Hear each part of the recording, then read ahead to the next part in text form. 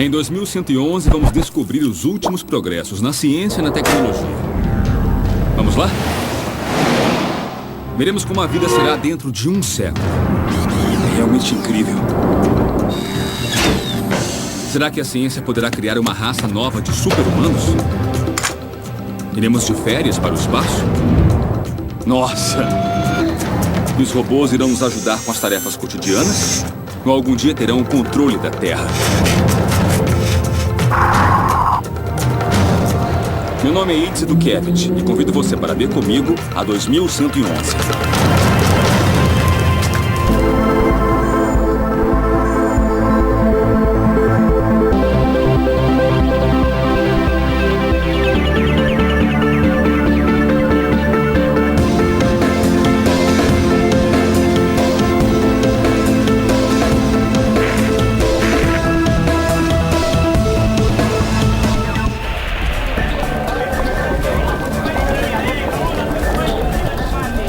Este ano, a população mundial chegou a um nível recorde: 7 bilhões de pessoas. Nosso mundo moderno de megacidades e infraestruturas gigantescas fornece o necessário para todos nós. Porque não somos simplesmente uma grande massa de gente, e sim bilhões de indivíduos com necessidades, gostos e ideias. O desafio para a ciência e a tecnologia do futuro é assegurar que a vida cotidiana seja uma experiência personalizada. Nesta viagem, contarei com futurólogos, especialistas que se dedicam a estudar como a tecnologia afetará nossas vidas no futuro.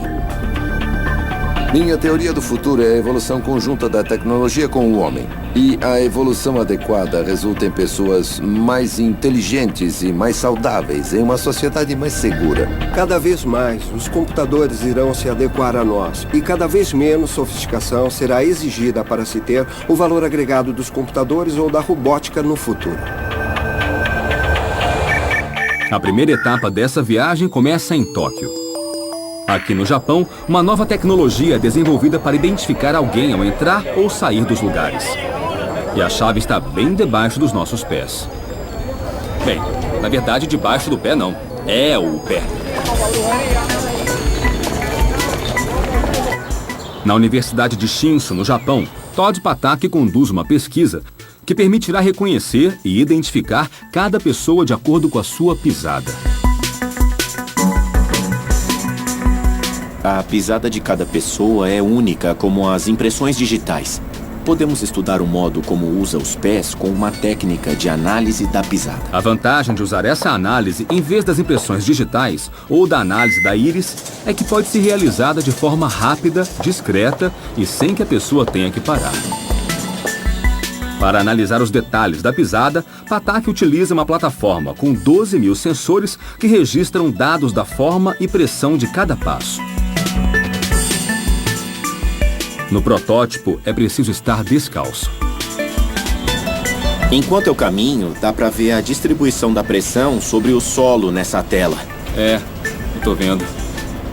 As áreas azuis indicam pressão leve e as vermelhas, pressão intensa. Com essa informação, vocês podem ver como estou usando meus pés. Com o método, ele obtém os indicadores da pisada. Ao comparar as imagens, é possível notar claramente a diferença entre a pisada de cada um. Você quer tentar? Com certeza. Agora é a minha vez na plataforma de sensores e poderei ver as imagens dos detalhes da minha pisada. Pronto. Você pode ver que o seu pé, assim como o meu, tem áreas de pressão leve e outras de pressão intensa. Eu não sei se percebeu, mas o padrão de pressão do seu pé é diferente do meu. Podemos pedir a um aluno para andar e teremos uma terceira pessoa para comparar. Com a informação dos três, já podemos analisar as pisadas e ver as diferenças com clareza. Ótimo, vamos lá ver. Em pouco tempo, a leitura da pisada poderá se transformar num mecanismo de segurança de grande precisão para aeroportos, alfândegas e prédios de todo tipo. Além disso, em nossa casa seremos identificados ao entrarmos no cômodo para ter o local adaptado às nossas preferências. O reconhecimento da pisada ajudará no nosso conforto. As luzes e a temperatura do cômodo vão mudar para satisfazer um morador ou a todos e ajudará a maximizar nosso estado de alerta ou relaxamento segundo a hora do dia ou as preferências configuradas.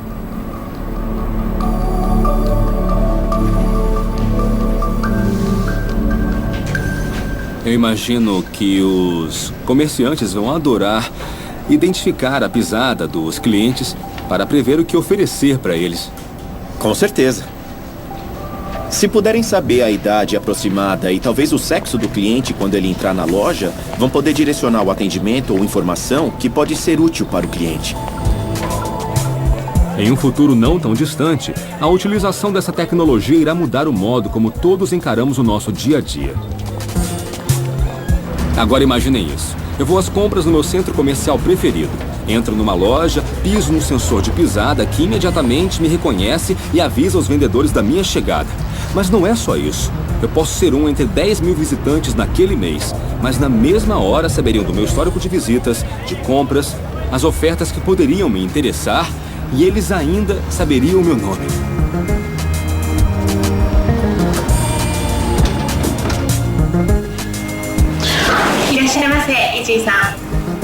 Isso é o que eu chamo de um serviço personalizado.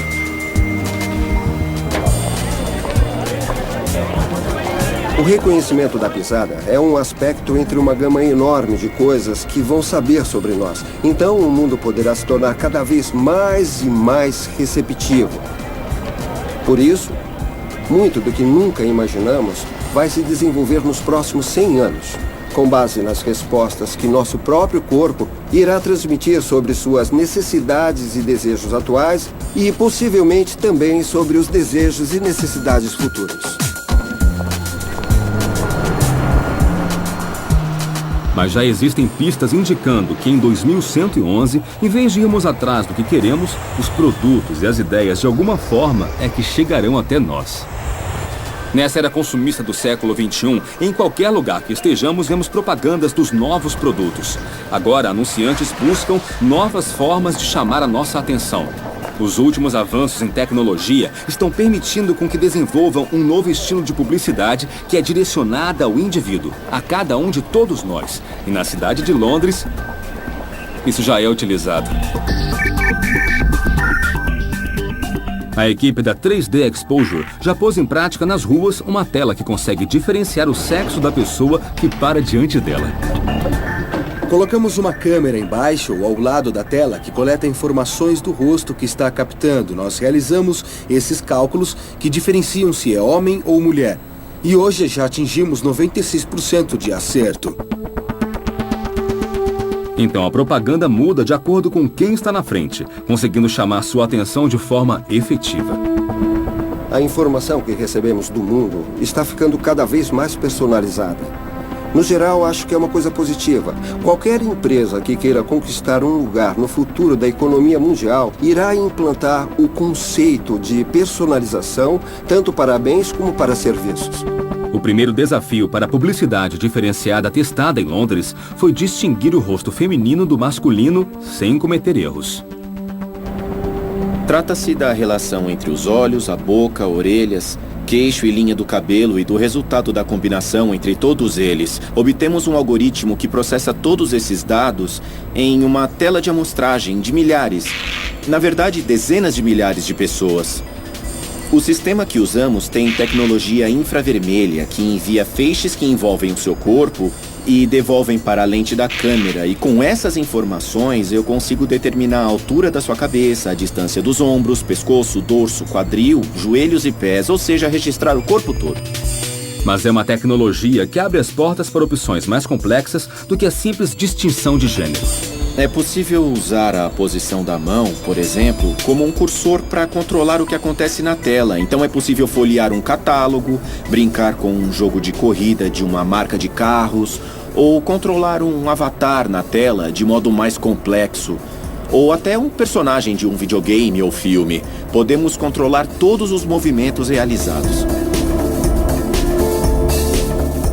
E um programa de estatística determina nossas preferências, para não perdermos tempo nem nos distrairmos. Ao usar essas ferramentas, essa tecnologia que estamos aplicando, é possível ter uma experiência mais agradável, interativa e prazerosa. Os sentimentos daquele momento vão se conectar à marca. Então, isso ajudará a reconhecer e relacionar a marca com emoções positivas.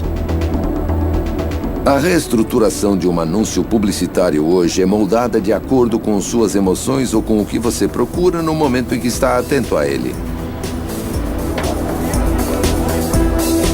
Nós queremos estar conectados de uma forma inteligente, que a viagem continue virtualmente em cada momento do dia e dessa era. Eu acho que estamos evoluindo de um modo mais inteligente, com um impacto maior e mais efetividade. O próximo passo da tecnologia interativa é uma invenção que, além de nos mostrar os anúncios que nós queremos ver, ainda nos mostra o que nós pensamos deles.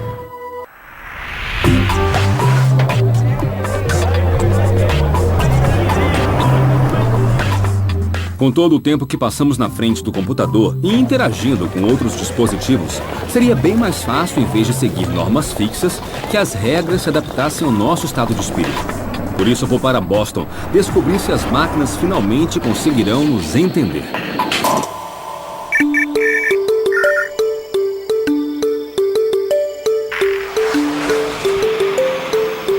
Aqui no Centro Jeremy Lemelson do MIT, Daniel McDuff desenvolve um programa que permite aos computadores lerem as expressões do nosso rosto para poder entender como nos sentimos. A interação com os computadores às vezes pode ser bem frustrante, porque eles interrompem você quando você não quer ser interrompido, ou demoram demais quando você precisa de rapidez. Se eles forem capazes de entender isso, captando suas emoções, isso pode ajudar a melhorar essa interação. Me diz, Daniel, como um computador consegue identificar as minhas emoções? Nós usamos uma câmera e um programa para detectar automaticamente o rosto, as expressões, os gestos que faz para transmitir para o computador seu estado emocional. Quando está feliz, você sorri. Quando está confuso, franze as sobrancelhas. É possível identificar todos os nossos sentimentos através das ações dos músculos. Há mais de 50 movimentos musculares e gestos que uma pessoa pode fazer, e há várias combinações entre eles. Então, primeiro identificamos os gestos e ações, e depois usamos uma base de dados para detectar os estados emocionais, a chance de estar expressando certo sentimento em um dado momento. Mas fazer com que um computador reconheça uma expressão facial com precisão não foi uma tarefa fácil. Durante o desenvolvimento do seu projeto, ele teve que inserir uma quantidade enorme de informações. Usamos centenas ou, em alguns casos, milhares de exemplos de emoções diferentes, como vídeos de pessoas em estado de confusão ou de atenção. E nós obtivemos um algoritmo que relaciona as características que esses estados têm em comum.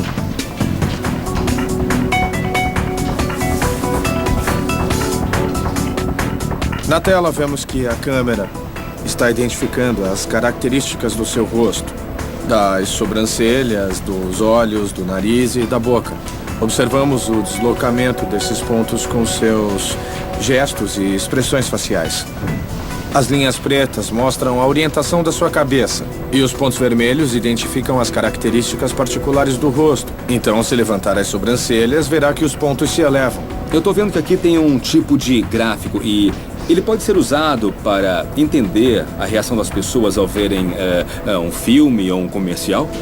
Pode sim, claro, porque imagine que você carrega um vídeo no YouTube e quer saber o que os seus amigos acham dele. Essa seria uma forma de obter uma reação verdadeira. Ou, por exemplo, se você fizer um anúncio na internet, nós podemos ver qual parte as pessoas preferem. Então, em vez de perguntar para todo mundo o que eles acharam, nós podemos saber o que eles acharam através do sistema. E o seu rosto não mente. Por exemplo, quando consente com a cabeça, vemos que a linha de movimento se eleva. E é bem provável que esteja concordando nesse momento. Temos parâmetros como sorriso, inclinação da cabeça, negação e outros movimentos dos lábios. Então, ao assentir e sorrir, Provavelmente você concorda comigo enquanto nós estamos conversando. Durante esse processo, Macduff se deparou com um problema inesperado. Como fazer com que o computador reconhecesse uma expressão falsa? Para conseguir diferenciar uma expressão verdadeira de uma expressão falsa, nós observamos toda a dinâmica da expressão. Podemos ver muitos detalhes, como a combinação de movimentos e como o tempo que nós humanos usamos para diferenciar entre um sorriso espontâneo e um falso. O computador também pode processar essa informação. Embora para nós esta seja uma expressão realmente fácil de reconhecer, para um computador é uma façanha que abre um leque com inúmeras aplicações. Só é necessário uma câmera e um processador. Então, através do celular ou da televisão, é possível gerar uma experiência mais divertida.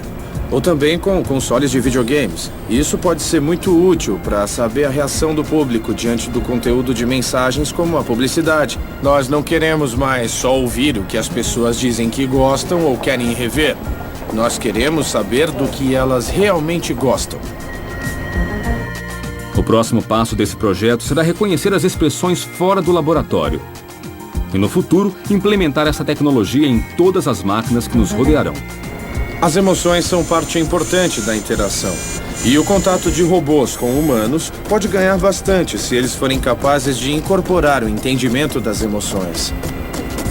Vejo um futuro em que todos teremos um desses mordomos digitais, que nos mandarão informações, porque vão perceber quais coisas nós queremos, a informação que queremos e no momento em que queremos, mesmo que não saibamos que precisávamos daquilo. Essa tecnologia transformará para sempre a nossa relação com as máquinas e os computadores, porque pela primeira vez saberão o que sentimos. Sem dúvida, esta é a era dos computadores. Com este pequeno aparelho, resolvo quase toda a minha vida. Posso telefonar, enviar mensagens, pagar contas. Você pode fazer o que quiser. E como muitos computadores, ele só faz o que pedimos. Mas num futuro não tão distante, os computadores, além de nos ajudarem na organização, também vão ajudar nas decisões mais complexas das nossas vidas. Eu apresento o Watson, desenvolvido pelo gigante tecnológico IBM. Ele é um dos computadores mais avançados do mundo.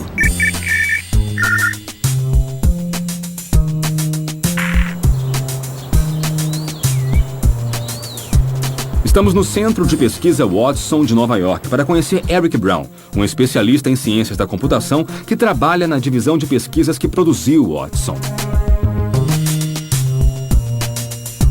Nós temos uma longa história na criação de sistemas de computação que processam informação e números, mas fazer com que pensem de modo semelhante ao nosso e, principalmente, que entendam a linguagem humana foi um grande desafio.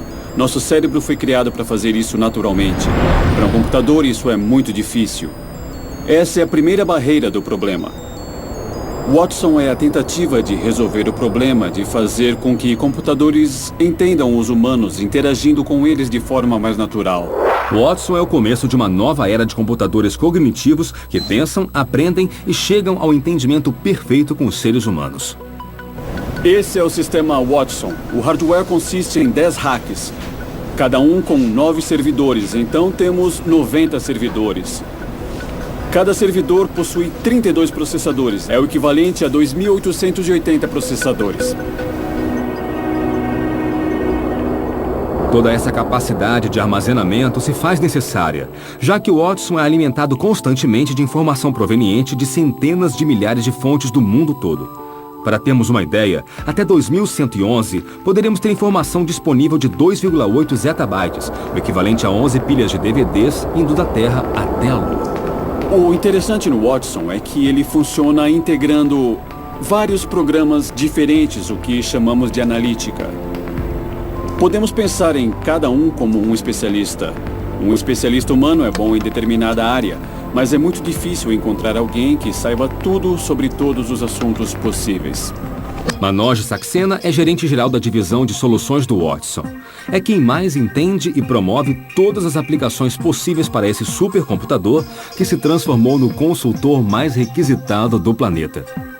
A aplicação escolhida como prioritária foi a de ajudar a comunidade médica a decidir quais tratamentos e medicações são adequadas para pessoas com câncer. Sem ajuda, em até 44% das vezes, o diagnóstico médico inicial é equivocado. Um dos problemas enfrentados na saúde é que a quantidade de informação médica duplica a cada 5 anos. É humanamente impossível obter toda essa informação disponível. Acreditamos que uma tecnologia como a do Watson possa ajudar a integrar a informação médica na elaboração de tratamentos melhores. O médico continuará tomando a decisão, mas pensamos que o Watson será um sistema que servirá de apoio para essa tomada de decisões. Será possível falar com essa versão médica especial do Watson, descrever um caso com todos os detalhes e consultar tudo que já foi escrito e é relevante para o caso? Então ele dirá o que acha que acontece e o que se pode fazer. E o Watson não foi idealizado para atuar só nos Estados Unidos, mas para estar ao alcance de todas as pessoas do planeta que necessitem de assessoria médica. Observando a medicina de hoje, vemos que grande parte da informação médica é em inglês e vem de países como os Estados Unidos ou da Europa. Mas se considerarmos o crescimento da população mundial, vemos que é maior em locais como África, China, Índia e outros que não dispõem de tanto conhecimento ou informação médica, mas que dispõem de acesso a redes sem fio e smartphones. Planejamos liberar a tecnologia Watson para que outras pessoas possam desenvolver aplicações com essa base. Então, qualquer um que tenha um celular, por exemplo, no sul da África, e sofrer uma picada no pé, eu posso saber do que se trata. Vou poder olhar para o meu celular e, após analisar a imagem, dizer, depois de examinar a imagem, me parece uma picada de aranha ou de cobra. Ou é uma erupção simples. Com o Watson, nós teremos a capacidade de aproveitar o conhecimento da medicina e democratizá-lo para o mundo todo. Embora o Watson ainda esteja só a serviço da medicina, a IBM já trabalha para que, num futuro não tão distante, este supercomputador seja instruído e capacitado para responder sobre centenas de milhares de assuntos. Nós acreditamos que isso vai gerar uma nova gama de soluções informáticas para todo mundo, em casa, no trabalho ou durante uma viagem de avião. Então, nos próximos 20 anos, veremos nascer uma nova geração de computadores que pensam e que aprendem. Eles vão poder ser usados por administradores da cidade para controlar melhor o trânsito, as emissões de carbono, os crimes e ainda pelos cidadãos para planejar suas atividades diárias, férias e passeios. Bom, há 100 anos, nem existiam computadores. Então, se pensarmos no que pode acontecer em um século, é possível prever um grande progresso. É só olhar para a tendência na tecnologia dos últimos 10 anos. Hoje, o seu telefone celular é mais poderoso do que o computador usado para lançar o primeiro foguete à Lua. Em 2029, ele vai se equiparar ao pensamento humano mais desenvolvido em cada área. Terá lido tudo na internet, será capaz de discernir o que é confiável do que não é. Ao acessar praticamente tudo que já foi escrito, conhecerá todos os livros. Será uma combinação muito poderosa.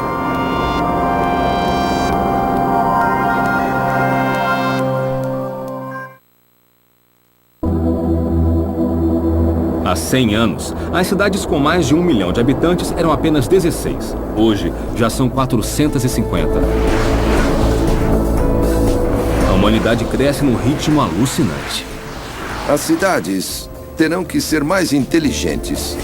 Elas serão organismos vivos, constituídos de sistemas de saúde, segurança e empresas. E terão de ser lugares saudáveis, locais onde as pessoas se sintam seguras. As grandes cidades consomem 75% da energia mundial. Os motoristas passam 5 dias por ano dirigindo em meio ao trânsito e o desperdício de água por problemas de infraestrutura somam milhões.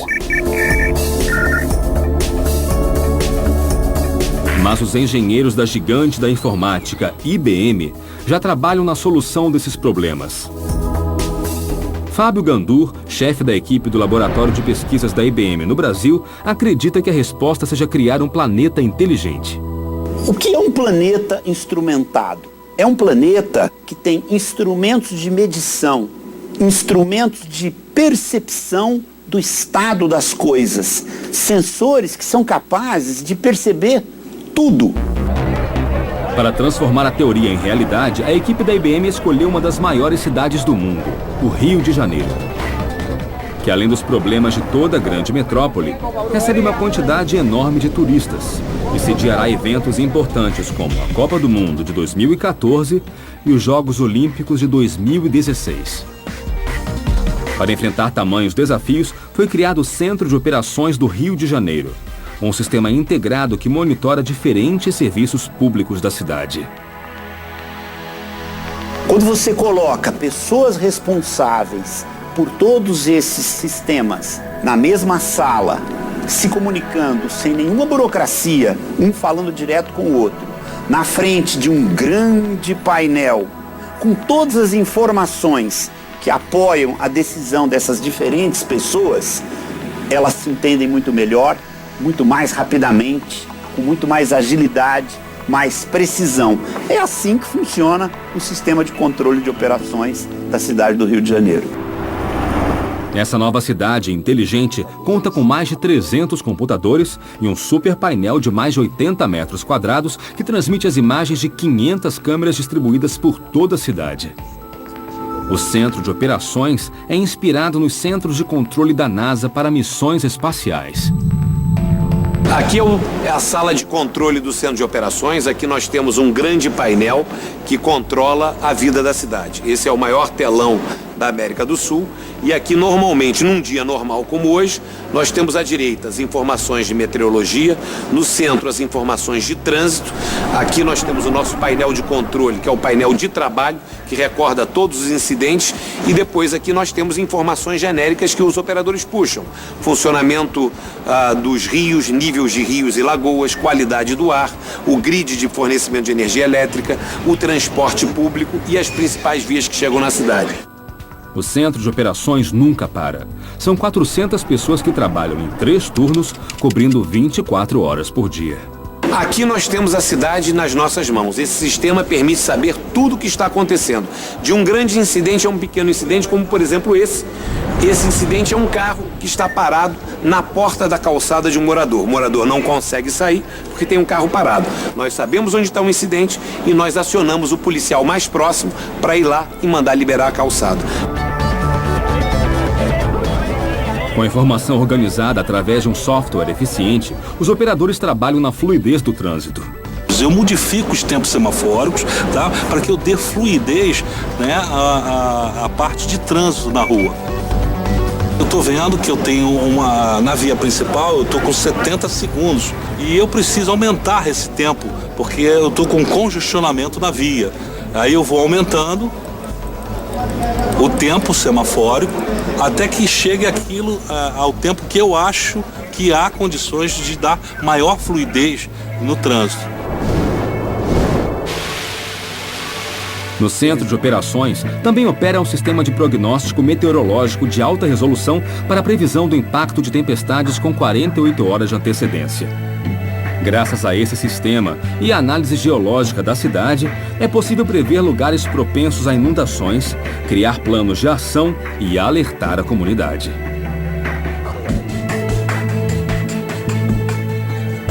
Centros de operações como esse serão fundamentais para o funcionamento de grandes e pequenas cidades, podendo se estender a outras áreas da vida cotidiana. No futuro, as cidades inteligentes vão ajudar os seus habitantes no dia a dia. Não seria bom se a infraestrutura da cidade inteligente pudesse oferecer para essa pessoa opções de compra de alimentos mais frescos, mais baratos, com trânsito mais fácil, com entrega mais pronta? Essa é a cidade que a gente vê funcionando de maneira inteligente num futuro não muito distante. As cidades estão vivas. São 3,3 bilhões de pessoas vivendo nelas. E no ano de 2050, esse número irá duplicar. A cada dia, a organização dessas estruturas fica mais complexa. Por isso, as cidades precisam ser instrumentadas, interconectadas e inteligentes. Uma cidade é um sistema de sistemas. E quanto mais integrados, melhor esse sistema funciona. O Centro de Operações do Rio de Janeiro, construído em parceria com a IBM, ajuda a cidade a ser mais inteligente E com essa inteligência, a cidade se prepara para o futuro, fazendo história. Minha busca por tecnologias que irão mudar nossa vida continua nos Estados Unidos. Já sabemos como o sistema de GPS revolucionou nossa vida, permitindo encontrarmos o caminho mesmo longe de casa, embora essa tecnologia tenha suas limitações. Muita gente não sabe que o GPS não funciona sem ter uma visão clara do céu. Quer dizer, não funciona na maioria dos lugares fechados, subsolos, cavernas e túneis. Saber onde estamos não é só comodidade. Em situações de emergência, pode ser a diferença entre a vida e a morte. Estou com os bombeiros de Greenbelt, em Maryland. Eles vão testar uma tecnologia que poderá salvar muitas vidas.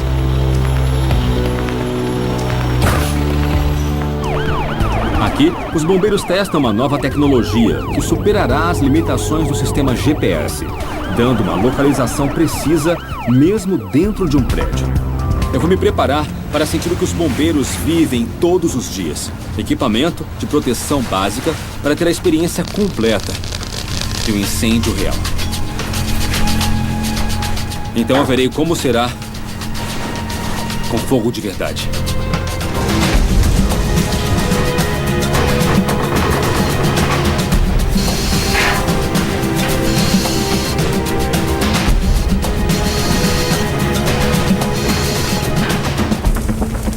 Estamos no segundo andar e vamos para o terceiro, onde acham que está o fogo.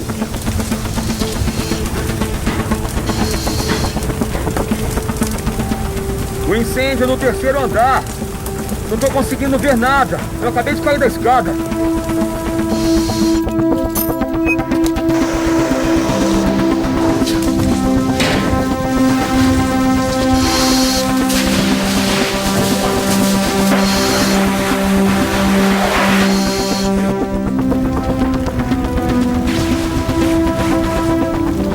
Agora eu entendo como é fácil se perder no incêndio.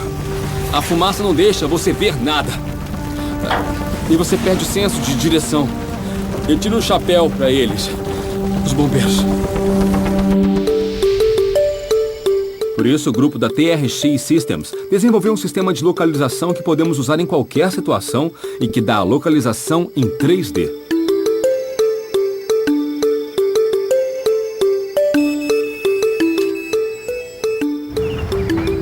A unidade de rastreamento em cada bombeiro coleta informações pelos sensores. Ela também capta o movimento do bombeiro, mede a distância entre eles com um sensor sem fio. E ele também registra dados do ambiente, como temperatura e pressão barométrica. Pressão barométrica é usada para nos ajudar a determinar a altitude. Os dados vão para a central de controle. Lá, são filtrados e combinados de modo a fornecer a melhor posição possível para cada usuário, que vai para o chefe de operações. Ray Thomas é comandante do Corpo de Bombeiros e tem mais de 45 anos de serviço. Com sua equipe, ele põe à prova a nova tecnologia. Os bombeiros colocam o emissor de sinal e entram no prédio.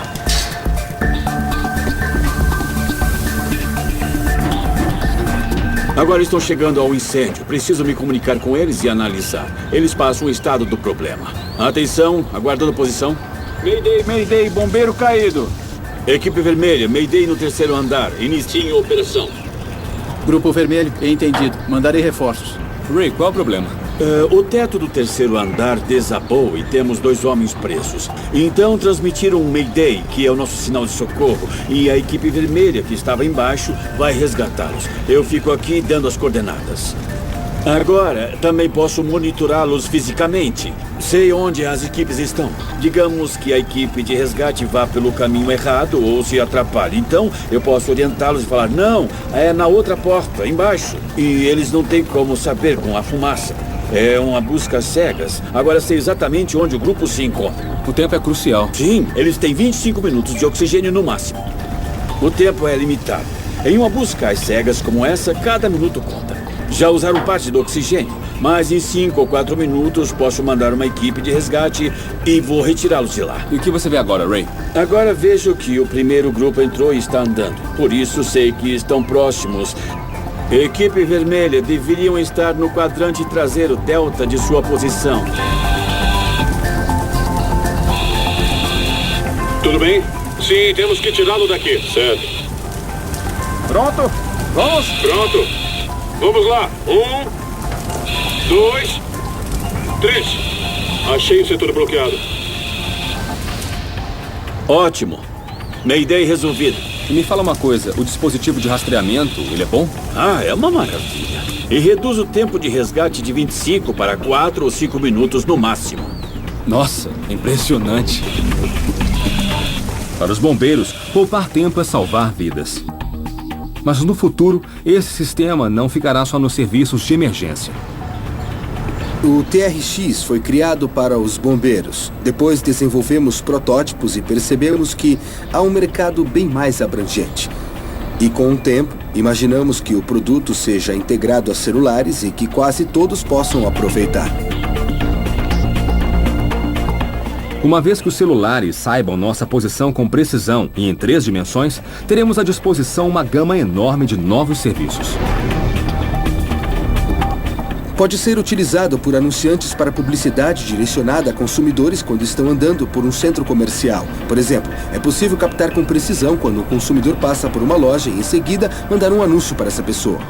As pessoas encaram a publicidade como um direcionamento maior da personalização, mas eu acho isso uma ideia equivocada. O que na verdade acontece, ao meu ver, é que estamos caminhando a passos largos para conquistar o nosso próprio serviço de informação pessoal e isso vai acontecer em breve. O impacto da tecnologia na vida cotidiana criou dispositivos cada vez menores. Os primeiros computadores do mundo chegavam a ocupar mais de 150 metros quadrados e realizavam menos cálculos que um dispositivo que hoje cabe na palma da mão. No futuro, eles serão tão pequenos que farão parte de nosso corpo. Quando pudermos modificar nosso corpo e acrescentar partes não biológicas, vamos poder agregar habilidades ou sentidos que hoje não temos. Por exemplo, é como pensar em ter superpoderes se comparado ao que nosso corpo consegue fazer atualmente.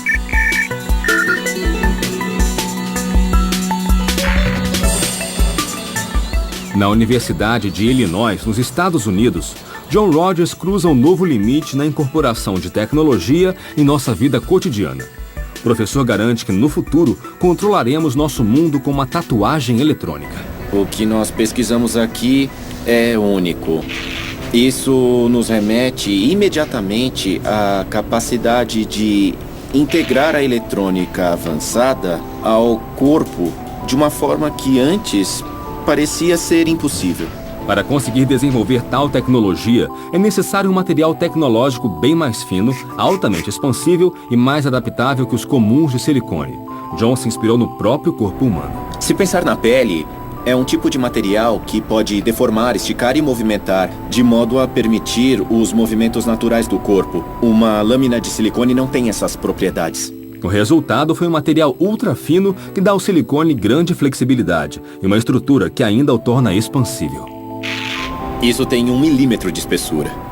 Os dispositivos que criamos para a união epidérmica são aproximadamente 1000 vezes mais finos. Eles vão diretamente sobre a pele, de modo que ficam praticamente invisíveis. E são similares à tatuagem temporária que as crianças fazem. É uma invenção que verdadeiramente muda a forma de conceber a interação entre tecnologia e biologia humana. Bom, quais são os desafios? Eu acho que parece ser bem óbvio passar desse tipo de tecnologia para algo que se pareça mais aos tecidos biológicos, que seja maleável, suave, elástico e expansível. Só com esse tipo de tecnologia é possível obter uma variedade de aplicações de base que pareciam ser impossíveis no passado. A tatuagem eletrônica gera um intercâmbio sensorial através da pele que pode medir a atividade muscular, a frequência cardíaca, as ondas cerebrais ou a temperatura. Com as funções básicas que possui hoje, poderia parecer que sua utilidade se limita à aplicação na medicina, mas seus usos podem ser tão variados como os de qualquer computador. Uma equipe de estudantes se propõe a controlar este mini helicóptero à distância.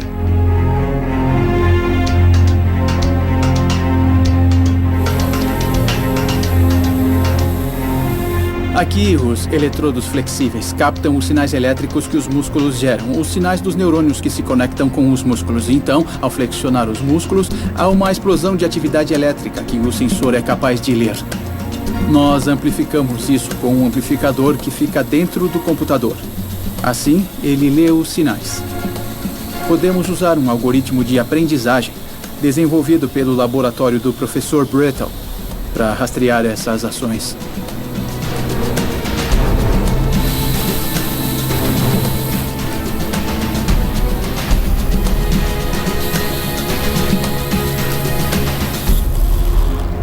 E ele também pode ser usado na comunicação do homem com uma máquina para que os sinais registrados por esse dispositivo sejam transmitidos para uma unidade de processamento de dados que então servirá de centro de controle para mover um braço ortopédico, por exemplo.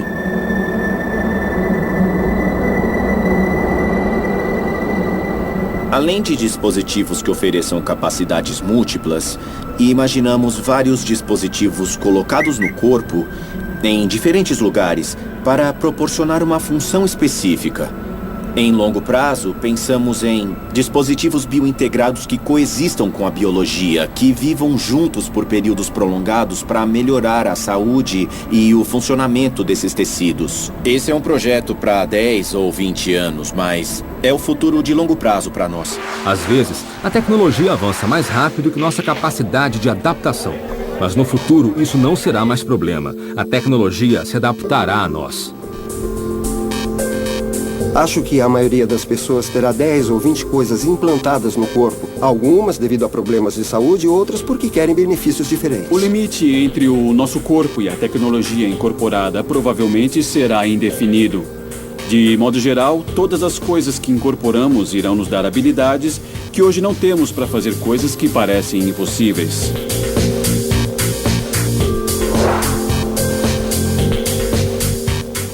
Nesta viagem, vi máquinas que vão personalizar o mundo de consumo, programas que identificarão os nossos sentimentos e computadores que superam as mentes mais brilhantes.